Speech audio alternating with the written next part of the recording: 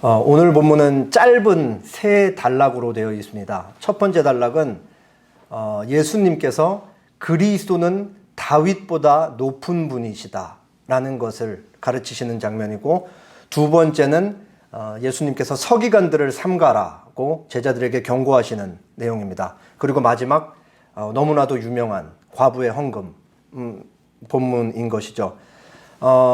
우리는 지난주에 부활 논쟁에 대해서 함께 보았습니다.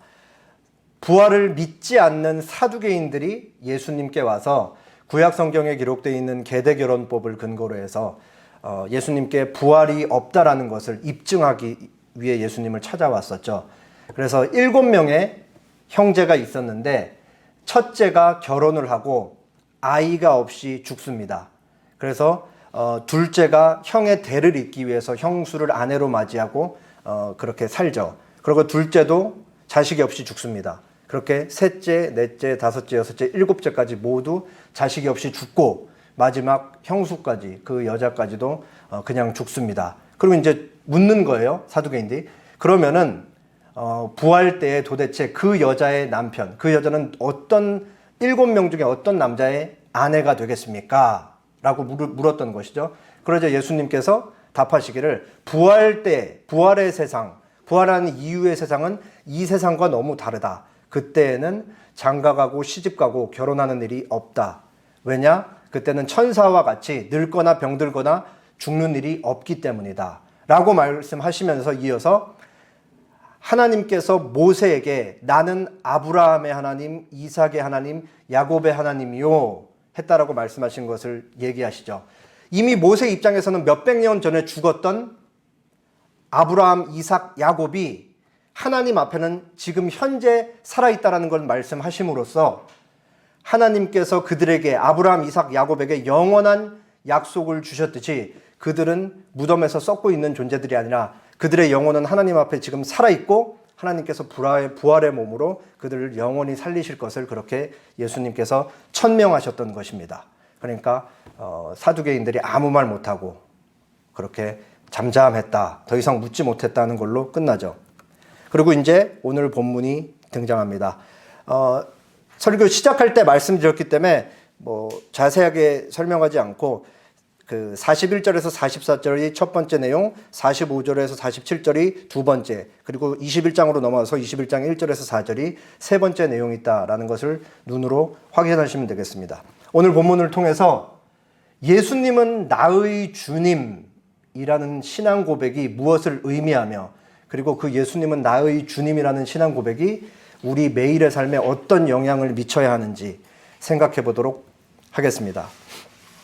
제일 먼저 예수님께서 그리스도, 다윗의 자손에 대해서 가르치시는 장면입니다. 제가 41, 2, 3, 여러분이 44절 읽어주시기 바랍니다. 예수께서 그들에게 이르시되 사람들이 어찌하여 그리스도를 다윗의 자손이라 하느냐. 시편에 다윗이 친히 말하였으되 주께서 내 주께 이르시되 내가 내 원수를 내 발등상으로 삼을 때까지 내 우편에 앉았으라 하셨도다 하였느니라. 그런즉 다윗이 그리스도를 인정하였으니 어찌 그의 자손이 되겠느냐 하시니라. 예수님께서 그들에게 말씀을 하시죠. 여기서 그들은 누구냐? 서기관들을 가리킵니다. 예수님께서 바리새파에 속해 있는 서기관들에게 말씀을 하시는 거죠. 사람들이 어찌하여 그리스도를 다윗의 자손이라고 하느냐. 그러니까 그리스도는 메시아죠. 히브리 말로 메시아. 그리고 이제 그리스 말로 그리스도, 구원자라는 의미인 것인데, 사람들이 왜 메시아를 다윗의 자손이라고 얘기를 하고 있느냐라고 그렇게 서기관들에게 물으시는 거예요. 그러니까 여기에는 어떤 내용이 함의되어 있냐면은, 당시에 많은 유대인들이 생각했듯이 메시아, 하나님께서 보내실 하나님의 메시아 그리스도는 다윗의 자손이 맞는데, 그 사람은 단순히 다윗의 자손일 뿐만 아니라 사람들이 기다렸던 것 같이 정치, 사회, 군사적으로 로마 제국으로부터 그 유대 민족을 해방시켜 줄 사람들을 기다렸던 거잖아요. 그러니까 이 사람들에게 질문을 자아내는 것이죠. 왜 다윗을 그리스도의 자손이라고 하느냐라고 얘기를 하는 거예요. 지금 예수님 성전 안에 계시잖아요. 그리고 이제 예수님 십자가에 못 박혀 죽으실 날이 한 며칠 남질 않았어요. 2, 3일 정도 남은 시점이었는데 예수님 주변에 많은 사람들이 있는 거죠. 이 사람들이 예수님을 지금 어떻게 인식하고 있느냐? 저 예수라는 사람은 도대체 누구인가? 제각각 다 자기만의 생각을 갖고 지금 예수님 주변에 모여 있는 거예요. 일예로 지금 예수님께서 묻고 계신 질문의 대상자들인 바리새인 서기관들은 예수님을 누구라고 생각하고 있어요? 자기들과 같이 율법을 가르치는 선생으로 생각을 하고 있단 말이에요. 그리고 지금 예수님 주변에 몰려있는 많은 유대 백성들은 예수님이 예루살렘 입성하실 때 막 종려나무 가지를 흔들면서 우리를 구원하소서 우리를 구원하소서 하고 호산나를 외쳤던 사람들은 머릿속에 눈앞에 있는 예수라는 사람을 보면서 뭘 생각하고 있어요? 저 사람은 이제 곧 우리를 이 로마 제국의 압제로부터 자유하게 해방시켜줄 군사적 정치적인 메시아다라는 기대를 갖고 있는 거예요. 잘못된 기대인 거죠. 그리고 또 어떤 모여있는 사람들 중에는 예수님을 보면서 저 사람은 하나님께서 보내신 선지자다. 이 사회의 잘못된 것을 비판하고 사람들을 하나님 곁으로 이끄는 훌륭한 선지자다라는 생각도 갖고 있는 거예요. 그리고 예수님의 제자들은 무슨 생각을 갖고 있어요? 우리 예수 선생님은 하나님이 보내신 메시아로서 하나님의 아들이시다. 다 그냥 자기만의 생각을 갖고 예수님을 보고 있는 것이죠. 그때 이제 예수님은 죽기 얼마 남지 않았는데 사람들한테 다시 한번 너희들이 생각하는 그리스도 메시아는 다윗의 자손인데 이게 도대체 무엇을 의미하는 것이냐? 그리스도를 왜 사람들이 다윗의 자손이라고 하느냐라는 질문을 던지고 답하심으로써 사람들이 생각을 다시 한번 하나님이 보내신 메시아가 어떤 존재인지 생각할 수 있도록 이끄시는 거죠. 그러면서 예수님이 자문자답식으로 스스로 물으시고 스스로 답을 하십니다. 뭐라고 답하시냐? 시편 말씀을 인용하면서 답을 하세요. 시편에 다윗이 친히 말했을 때 주께서 내 주께 이르시되 내가 내 원수를 내 발등상으로 삼을 때까지 내 우편에 앉았으라 하셨도다 하였느니라. 예수님께서 시편 110편 1절을 인용을 하세요. 다윗이 쓴 시편인데 여기서 나와 있는 게 주가 두 번 나오고 나, 너, 나 이래서 도대체 여기서 주는 누굴 가리키는 거고 나는 누구고 너는 누군지 쉽게 이해가 되질 않는다라는 말이죠. 그래서 이 말씀은 예수님께서 시편 110편 1절을 인용한데 시편 110편 1절을 우리가 좀 살펴보면 조금 더 힌트를 얻을 수가 있어요. 시편 110편 1절에 이렇게 나와 있습니다. 여호와께서 나의 주에게 말씀하시기를 내가 내 원수들로 내 발판이 되게 하기까지 너는 내 오른쪽에 앉아 있으라 하셨도다. 그래서 처음에 나오는 주가 여호와, 그리고 두 번째 나오는 내 주가 이제 다윗이 말하는 다윗보다 높은 어떤 분인 거죠. 여기서 그래서 예수님께서 이 말씀을 인용하실 때 앞에 나오는 주는 성부 하나님을 가리키고 두 번째 나오는 내 주, 우리가 보통 주는 주인, 나보다 높은 분, 나보다 어떤 높은 사람, 높은 존재를 얘기를 하는 건데 다윗은 이제 하나님으로부터 말씀을 받아서 그 하나님께서 다윗이 나의 주님이라고 부르는 대상에게 말씀을 하시는 것을 다윗이 들은 건데 다윗은 왕이잖아요. 왕. 다윗보다 더 높은 사람이 없다고요. 근데 다윗이 나의 주님이라고 부르는 어떤 존재가 있다는 것이죠.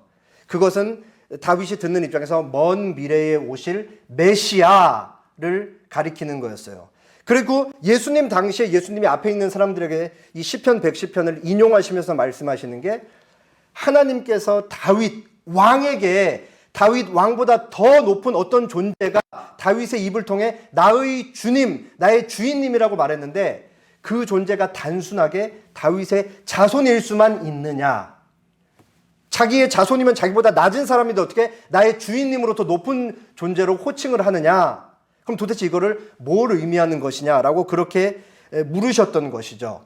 그래서 예수님께서는 하나님께서 먼 미래에 오실 메시아에 대해서 다윗이 예언을 했다라고 말하면서 여기서 두 번째 나오는 다윗이 얘기했던 나의 주는 다윗보다 높으신 분, 단순히 다윗의 자손만이 아니라 다윗보다 높으신 분인 것을 그렇게 말씀을 하셨던 것이죠. 그리고 이제 예수님께서 스스로 시편 말씀을 인용해서 답하신 다음에 다시 물으십니다. 그런즉 다윗이 그리스도를 나의 주님이라 칭하였으니 어찌 그의 자손이 되겠느냐. 너희들이 지금 뭔가 잘못 생각하고 있다. 너희가 생각하는 메시아가 다윗의 자손으로 오는 것은 맞지만 그 존재는 동시에 그 이상의 다윗 왕보다 더 높은 존재이다 라는 것을 말씀하고 있는 것이죠. 그러니까 유대 사회에서 가장 높은 존재인 왕보다 더 높은 존재가 바로 메시아이다 라고 그렇게 얘기를 예수님께서 하고 있었던 것이죠. 그리고 이제 이어지는 내용에서 서기관들을 삼가라고 예수님께서 가르치십니다. 제가 45, 46절 읽을 테니까 여러분이 47절 읽어주세요. 모든 백성이 들을 때에 예수께서 그 제자들에게 이르시되 긴 옷을 입고 다니는 것을 원하며 시장에서 문안받는 것과 회당의 높은 자리와 잔치의 윗자리를 좋아하는 서기관들을 삼가라. 그들은 아우의 가산을 삼키며 외식으로 우리에게 기르거니 그들이 더 엄중한 심판을 받으리라 하시나. 예수님께서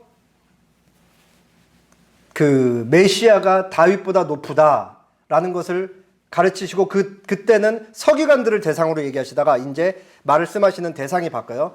예수님께서 제자들에게 얘기를 하시죠. 왜 대상이 바뀌냐? 이제 예수님 며칠 아니면 죽으실 거고 예수님 죽고 부활하신 이후에 제자들이 많은 유대인 그리스도인들의 선생님이 돼야 될 거이기 때문에요. 근데 바리새인 이 서기관들도 이때 당시에 많은 유대인들의 선생님이었잖아요. 그러니까 제자들은 이 바리새인들과 동일한 선생이 되어서는 안 된다라는 것을 경계하고 가르치시기 위해서 바리새인들의 심각한 문제점을 들춰내고 계신 것이죠. 먼저 첫 번째로 긴 옷을 입고 다니는 것을 원한다. 누가 긴 옷을 입고 다니는 것을 원해요?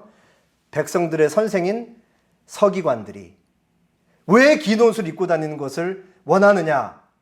사람들과 자신을 구별짓기 위해.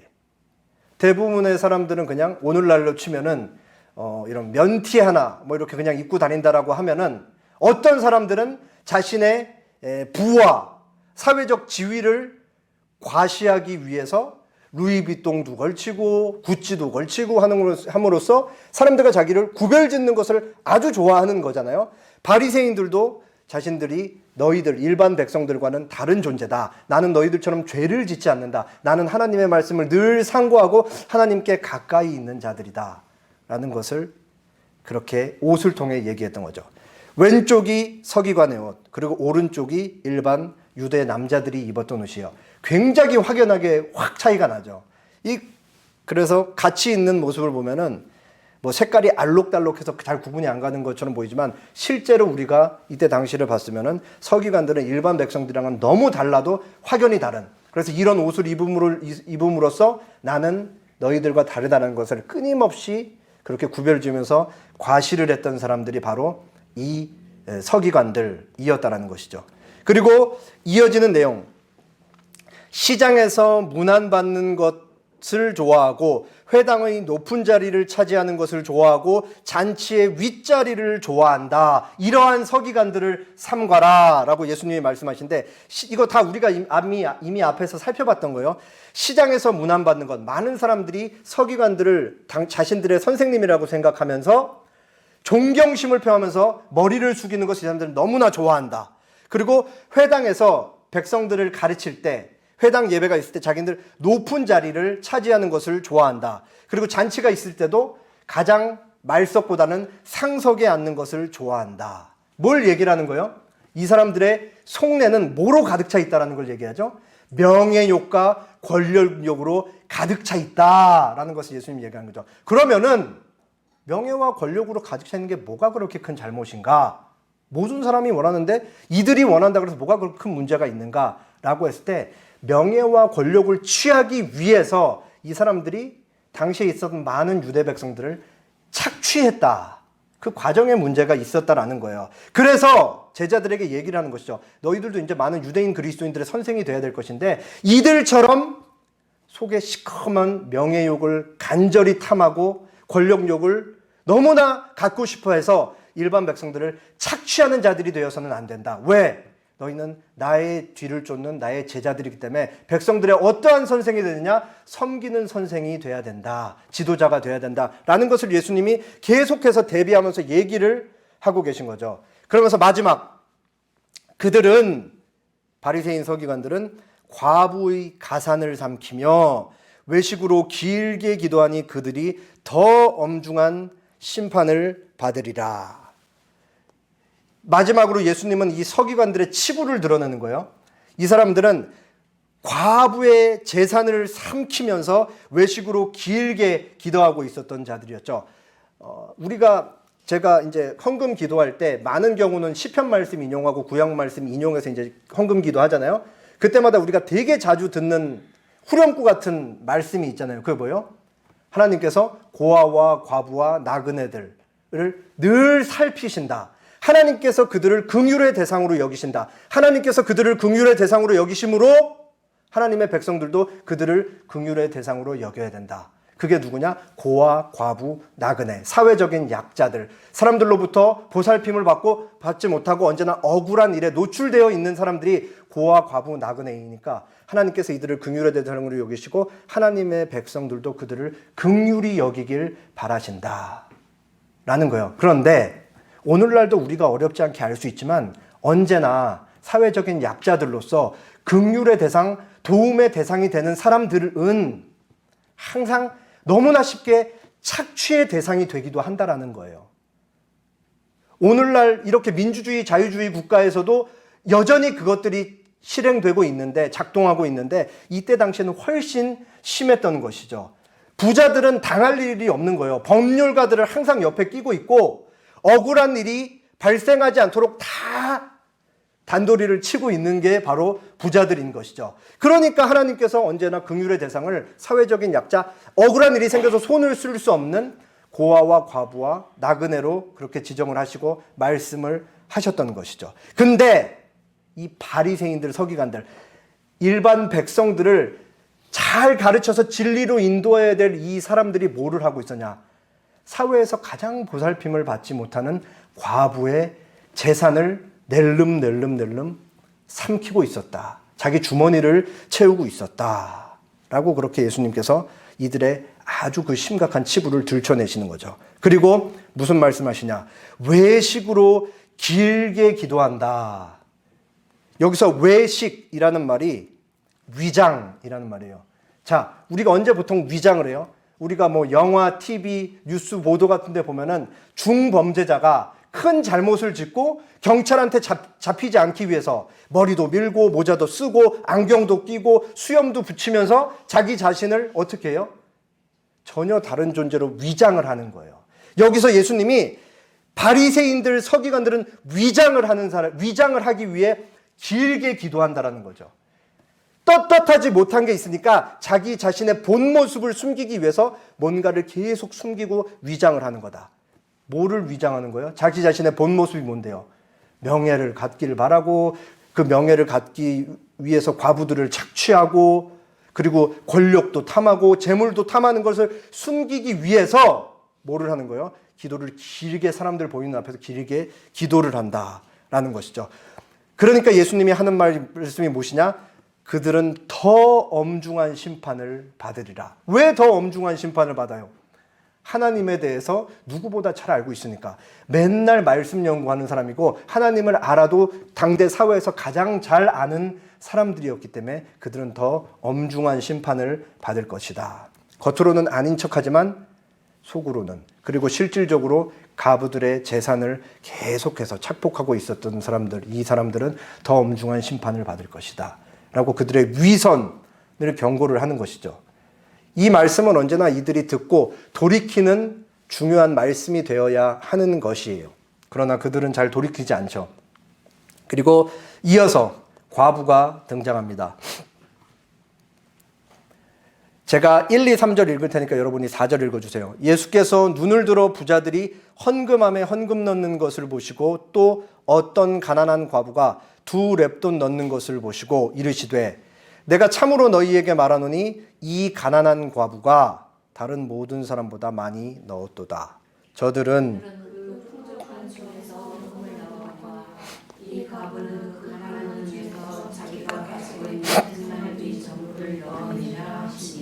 네, 주의를 환기하기 위해 질문 하나 드려보겠습니다.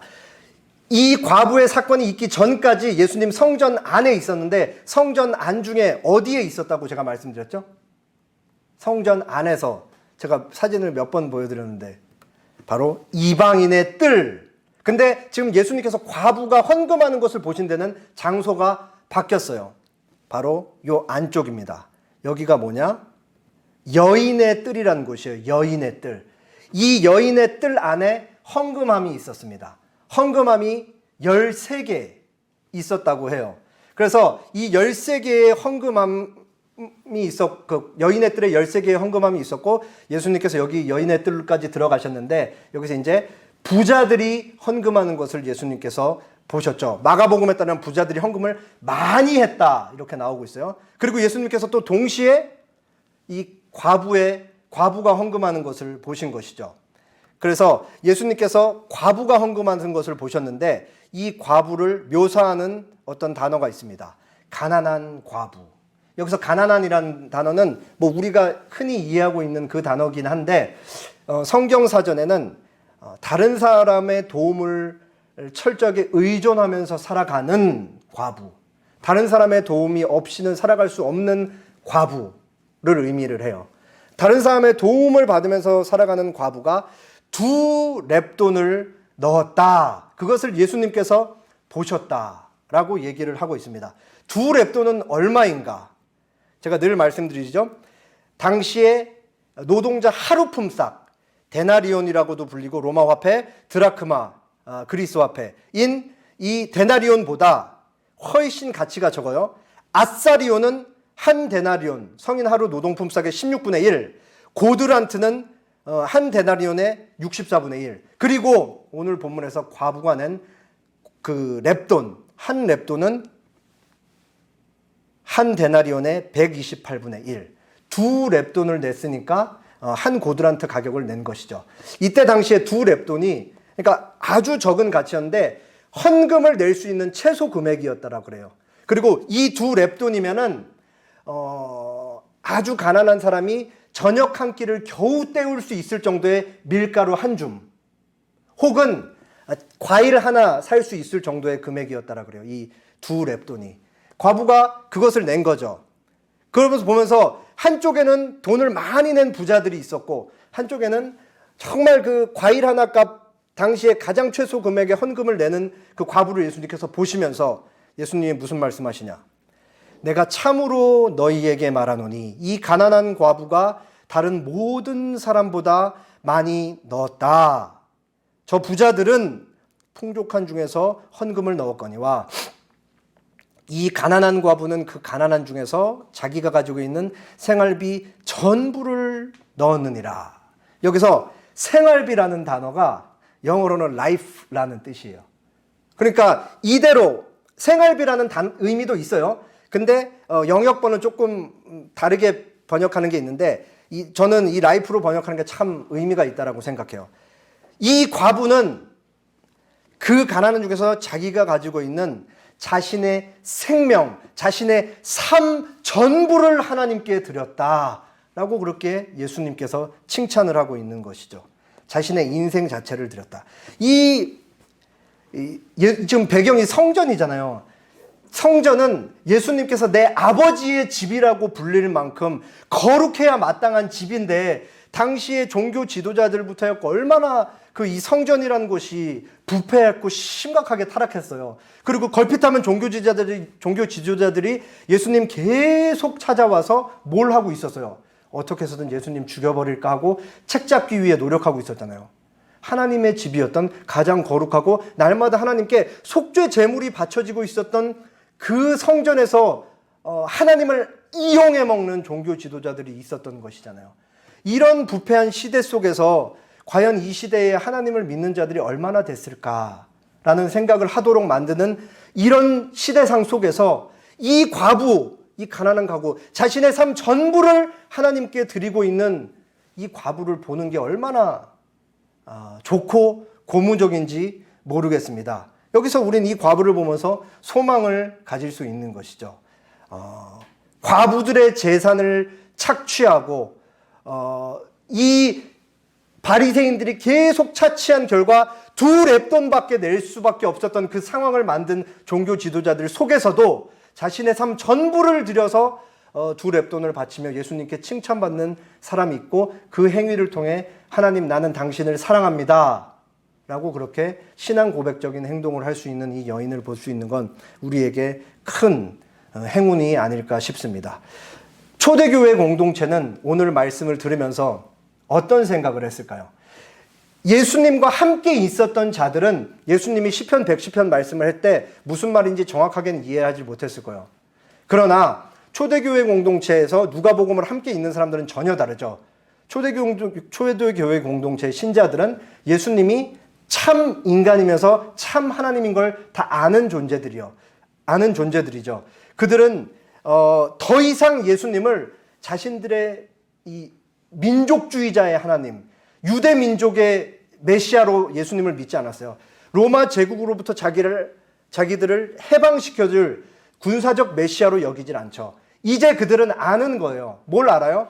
예수님을 참 사람이자 하나님으로서 그 예수님이란 분은 하나님이 보내신 메시아가 맞는데, 저분은 나의 죄를 위해, 인류의 죄를 위해, 죄인들을 위해 십자가에 못 박히신 분이시다. 그리고 다시 살아나신 분이시다 라는 것을 다 알고 오늘 말씀을 듣는 것이죠. 그러면서 이 사람들은 예수님은 나의 주님입니다 라고 고백하면서 동시에 우리는 바리새인들과 같은 저런 사람들을 쫓지 않는 자들이다. 우리는 예수님을 쫓는 그리스도인들이다 라는 것을 생각을 하는 것이죠. 오늘날 우리는 오늘 본문에 등장한 바리새인 서기관 같은 사람들을 단순히 종교 지도자들로만 칭하지 않죠. 그러면 나랑은 상관없는 일일 테니까. 오늘날 우리는 이 바리새인 서기관 같은 사람들을 뭐라고 부르냐? 종교인이라고 부르는 거예요. 여기서 종교인과 신앙인을 조금 제가 스스로 임의적으로 구분해서 얘기를 하고 싶어요. 종교인은 뭐냐? 그냥 종교 생활을 영위하는 사람인 거예요. 종교 생활을. 교회에 왔다 갔다 하고 종교 생활을 통해서 자기가 취할 것을 취하고 누릴 것을 누리는 것인 거죠. 뭐 자기 안식일 수도 있고, 그게 뭐 정신적 피폐함으로부터 나와서 하나님의 말씀을 듣고 뭐 그렇게 뭔가 얻고 가는 걸 수도 있고, 이것이 충분히 도덕적일 수 있고 종교적일 수 있다라는 거예요. 중요한 것은 종교인들은 하나님의 말씀에 자신의 모든 것을 복속시키지 않는다라는 것이죠. 신앙인은 달라요. 참된 신앙인은 하나님과 깊은 사귐이 있는 자이고, 하나님의 진리, 하나님의 말씀 앞에 자기 자신을 복속시키고 진리를 쫓기 위해 살겠다라고 매일 다짐하고 매일 회개하면서 하나님의 뜻을 쫓으며 살아가는 사람이 신앙인인 것이죠. 우리가 너무 많이 들어서 알고 있잖아요. 바리새인들. 이 당시에 얼마나 종교 생활을 잘했어요. 심지어 하나님께서 구약성경 율법에 요구하지 않는 채소들의 11조까지 하나님 앞에 갖다 바칠 정도로 신앙생활을 잘했잖아요. 11조뿐만 아니라 뭐 안식일 지키는 거, 안식일에 밀 베지 않는 것부터 해갖고 온갖 종교적인 규율들을 엄격하게 지키고 살았잖아요. 그런데 하나님께 이렇게 예배를 잘 드리고 있었는데, 지킬 거 다 지키고 있었는데, 정작 자신의 삶에서 명예, 권력, 재물, 우월감을 끊임없이 느끼기 위해서 뭐를 하고 있는 거예요? 옷 다른 거 입고 사람들 많은 데 가서 막 흐흐흐 하면서 인사받기 좋아하고, 그리고 과부들 가산 아주 교묘한 방법으로 그들의 가산을 계속해서 착복하고 있었던 것이죠. 그 삶의 과정, 매일의 삶이 그렇게 보이지 않지만 엉망진창이었다. 하나님께서 아주 싫어하시는 모습을 띠고 있었다. 그리고 뭘 결국은 알 수 있나? 이 사람들은 종교인이었고 하나님을 믿지 않았다라는 것을 우리가 알 수 있죠. 우리는 예수님을 나의 주님이라고 고백하는 사람들입니다. 예수님께서 나의 주님이라고 고백한다라는 말은 뭐냐? 예수님께서 나를 위해 십자가에 못 박혀 죽으시고, 그 십자가 죽음으로 나를 지배하고 있던 영원한 형벌이었던 사망을 죽이셨다. 예수님의 죽음으로. 그리고 예수님은 그 죽음으로 끝난 것이 아니고 십자가 이후에 부활을 통해 나보다 먼저 부활하심으로써 나도 예수님과 같이 부활하시게 될 것이라는 것을 우리에게 알리신 분이시다. 예수님께서 십자가에 죽으시고 부활하심으로써 비로소 우리는 하나님과의 깨진 관계가 화목의 관계, 평화의 관계로 뒤바뀐 것입니다. 그리고 우리는 날마다 하나님과 깊은 사랑의 교제, 사랑의 사귐을 누리면서 하루하루 살아가는 것인 거죠. 그 하나님과의 사귐과 교제가 우리 전생의 삶의 목적이 되어야 하는 거예요. 이게 바로 예수님은 나의 주님입니다 라고 고백이 함의하는 바인 것이죠. 마치 결혼 생활과 같아요.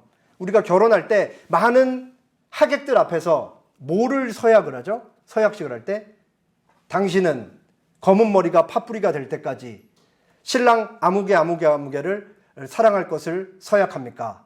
당신은 검은 머리가 파뿌리 될 때까지 신부 아무개를 사랑할 것을 서약합니까? 그리고 서약의 증거로 서로 뭘 교환해요? 반지를 상대방에게 끼워주는 거잖아요. 이 반지는 이제 뭐가 되는 거예요?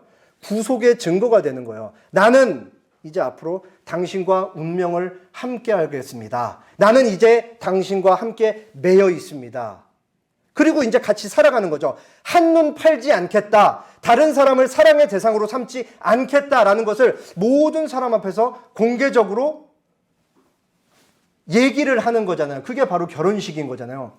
우리도 똑같죠. 교회에서 어느 순간 입교를 받았을 수도 있고 세례를 받았던 거죠. 그러면서 모든 사람, 다른 그리스도인들 보는 앞에서 뭘 약속한 거예요? 하나님과 하나님의 사람들 앞에서 나는 예수님의 신부로서 예수님만 바라보면서 전생애를 살아갈 것입니다.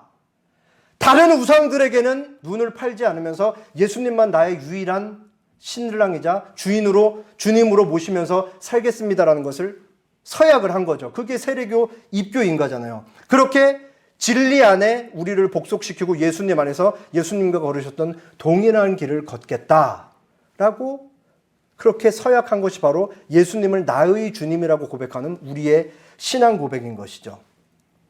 우리가 다 아는 내용이잖아요. 지금까지 제가 말씀드린 것들.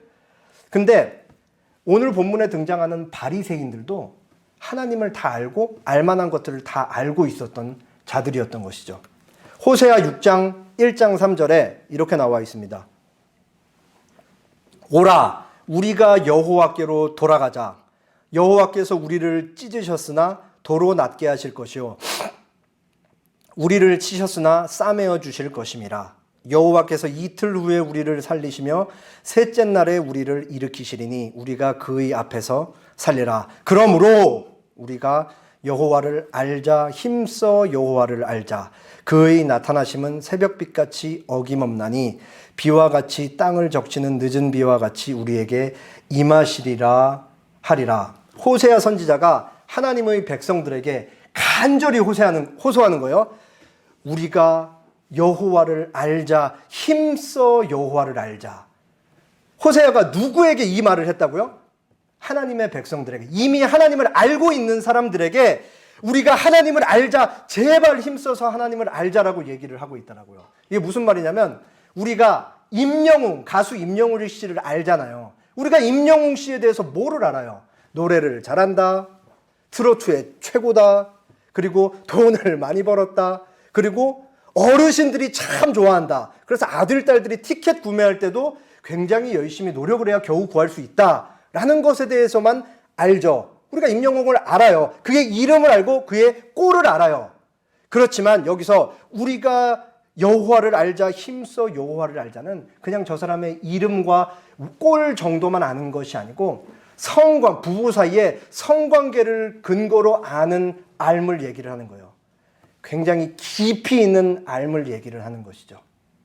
그러니까 피상적으로 아는 것이 아니고 하나님과의 더 깊은 사귐으로 들어가자는 의미로서 호세아가 하나님의 백성들에게 우리가 여호와를 알자, 힘써 여호와를 알자, 그렇게 얘기를 하는 것이죠. 이때 당시에 이스라엘 백성들, 하나님의 백성들이 온갖 우상 숭배에 빠져 있었고 돈을 사랑하고 쾌락을 쫓으면서 살았고 그 결과가 뭐로 나타나냐? 이웃 주변에 만나는 사회에 있는 많은 사람들을 계속해서 짓밟고 그렇게 살아가면서 살고 있었던 거예요. 그 하나님의 백성들에게 호세아가 얘기하는 게 우리가 하나님을 피상적으로 아는 것이 아니고 더 깊이 알아야 되지 않겠냐. 하나님과 더 깊은 사귐의 관계로 들어가서 우리의 삶을 하나님께 돌이키면 하나님께서 우리를 다시 싸매주시고 우리를 받아주실 것이고 우리의 삶을 기뻐하실 것이다. 제발 돌이켜서 우리가 하나님께로 삶을 날아가자. 그렇게 호세아가 호소를 하고 있는 것이죠. 그러면서 그 6장 6절에 호세아서 6장 6절에 하나님의 말씀, 하나님의 마음을 호세아가 전달하는 거죠. 나는 인애를 원하고 제사를 원하지 아니하며 번제보다 하나님 아는 것을 원한다. 하나님께서 끊임없이 하나님께 등을 돌리고 온갖 우상들을 섬기며 살고 있었던 하나님의 백성들에게 그들에게 하나님께서 간절하게 뭘 말씀하시냐? 내가 너희로부터 원하는 것은 너희의 사랑이다. 너희가 나를 아는 것을 나는 간절히 원한다. 매일 그렇게 아무렇지 않게 와서 제물 드려서 괜찮다라고 스스로 안위하는 것이 아니라 삶 속에서 너희가 진정으로 나를 사랑하는 삶으로서 사랑하는 사람으로서 그리고 나를 아는 사람으로서 나와 깊은 교제를 누리는 삶으로서 하루하루 살아가기를 바란다 라고 그렇게 얘기를 하고 계신 것이죠. 야고보서에 우리가 너무나 잘 아는 표현이 있죠. 행함이 없는 믿음은 어떤 믿음이라고 얘기하고 있어요? 죽은 믿음이다. 이 야고보서를 읽어보면 굉장히 약간 경고조로 무섭게 기록되어 있는데 저는 사실 그렇게 생각해요. 너희 왜 믿음이 행함이 없는 믿음같이 죽은 믿음으로 하루하루를 살아가느냐? 왜 똑바로 살지 못하느냐?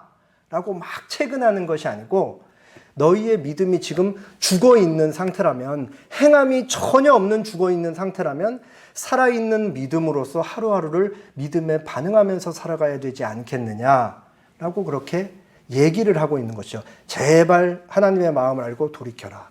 그리고 집에 가서 야고보서 2장 꼭 읽어보세요. 이게 어떤 맥락 속에서 나왔는지. 오늘 본문에 등장하는 과부는 삶 전체를 하나님께 드림으로써 예수님께 칭찬을 받았던 것이죠. 이것이 하나님께서 동일하게 우리에게 바라는 것을 우리는 어렵지 않게 알 수 있습니다. 가장 멀쩡하게, 가장 경건하게, 가장 거룩하게, 가장 하나님을 닮은 모습으로 살아야 하는 종교 지도자들조차도 하나님을 이용하면서 자신들의 배를 불리는 그러한 삶을 살고 있었던 시대에 이와 같은 과부의 삶은 아까 말씀드렸듯이 너무나 귀한 거예요. 그리고 오늘날도 우리는 이 과부를 보면서 마음속에 소망을 가질 수 있는 것이죠. 그 누가 하나님의 마음을 알아서 하나님의 뜻대로 매일매일 살아갈 수 있을까라는 의구심을 품을 수밖에 없을 만큼 너무나 믿음을 떠난 이 시대 속에서 여전히 하나님의 남은 자들은 말씀 앞에 자기 자신을 끊임없이 복속시키면서 진리를 쫓으며 예수님께서 걸으셨던 그 길을 동일하게 쫓아 나아갈 수 있다라는 사실을 우리는 이 여인과 같은 모습, 여인의 모습을 통해서 다시 한번 볼 수가 있는 것이고 내 마음을 돌이켜서 이번 한 주는 이 여인과 같이 내 삶의 모든 것을 주님께 드리겠습니다 라고 고백하고 행동으로 옮기며 살겠다라고 다시 한번 다짐할 수 있는 것이죠. 나의 생각의 처음부터 끝까지 나의 행동의 시작부터 마지막까지 전부 하나님께 바쳐지는 삶. 그게 바로 하나님께서 기뻐하시는 삶인 것이죠. 함께 기도하겠습니다.